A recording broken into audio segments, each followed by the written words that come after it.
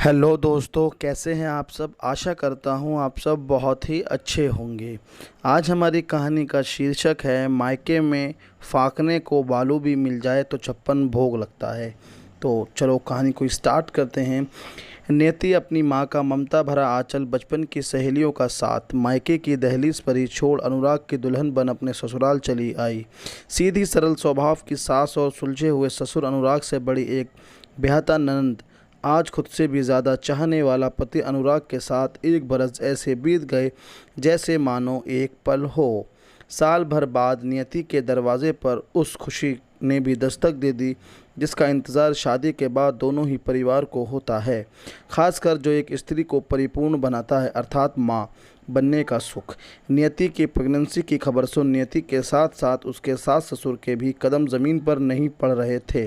सास और पति अनुराग ने शहर की जानी मानी लेडी डॉक्टर से मिलकर अपनी बहू और बच्चे के स्वास्थ्य की जांच कराई।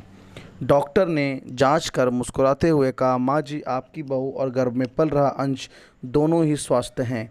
इन्हें हर हाल में खुश रखें और इनके खाने पीने का विशेष ख्याल रखें, क्योंकि तभी एक माँ नॉर्मल रह पाती है और बच्चे का विकास अच्छी तरह से हो पाता है। अनुराग वक्त पर उसकी कैल्शियम, आयरन जैसी कुछ दवाइयों का ध्यान रखता तो सास नियति के खाने पीने का, माँ बनने का तेज नियति की खूबसूरती में चार चांद लगा रहा था। नियति की माँ का फ़ोन आया। पहली डिलीवरी मायके में ही होती है, यह बताने के लिए। नियति ने सास को बताया और कहा, मैं अपनी पहली डिलीवरी पर मायके। उसकी बातें पूरी भी नहीं हुई थी कि सास ने उसकी बात काटते हुए कहा, कहे तो तुम्हारी माँ ठीक रही है। अभी सास की बातें पूरी नहीं हुई थी कि नियति के चेहरे पर खुशी के बदले घबराहट के भाव झलक पड़े। सास उसके चेहरे की घबराहट भरे भाव को पहचानते ही मानो किसी नींद से जागी हो। आज से ठीक 30 साल पहले ऐसे ही दौराहे पर खड़ रही थी जब वह पहली बार मां बनने वाली थी। तब उसकी सास ने पहली डिलीवरी मायके में होती है ऐसी रीत को निभाने के लिए बिना उसकी सहमति की उसके मायके भेज दिया, जहां उसकी बहू नियति की मां की तरह उसकी मां भी बेटे बहू पर आश्रित थी। बच्ची के जन्म के 12 दिन तक वह अपने मायके में बड़ी मुश्किल से रह पाई। 12 दिन में उसकी दोनों भाभियों ने उसकी मां को ताने की ऐसे ऐसे शुल चुभोए कि वह कमज़ोर शरीर में ही वापस ससुराल चली आई। पर माँ तो माँ होती है, उसके लिए कुंवारी और ब्याहता बेटी में कहाँ फ़र्क होता है। अपने बच्चे के स्वास्थ्य के आगे वह किसी के भी तानों की कहाँ परवाह करती है। शादी के बाद वही हाल एक बेटी का हो जाता है।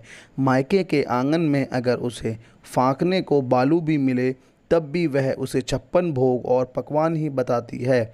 आज उसकी बहू कहीं इसी कसमकस में तो नहीं है जहां वह रीत के नाम पर ससुराल और मायके के मान की उधेड़-बुन में घबराहट की स्थिति में पहुंच चुकी है।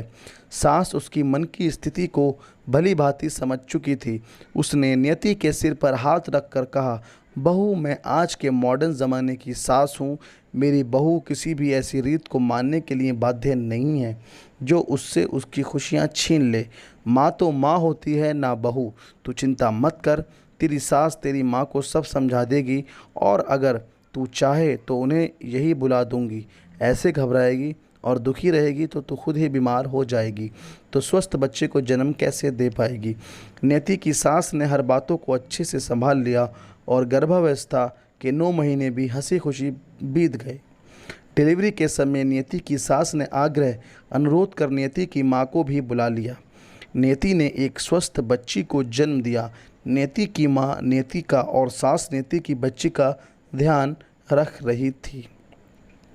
कहानी बहुत अच्छी थी, मुझे तो बहुत अच्छी लगी, इसलिए मैं आपसे ये शेयर भी कर रहा हूँ, क्योंकि कहीं ना कहीं हमारे जो रीति रिवाज होते हैं वो हमारे लिए बाध्य नहीं होते।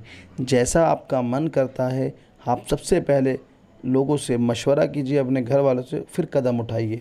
आप किसी भी पुराने रीति रिवाज को मानने के बाध्य नहीं हैं। आपको वीडियो कैसी लगी कमेंट्स में ज़रूर बताइएगा।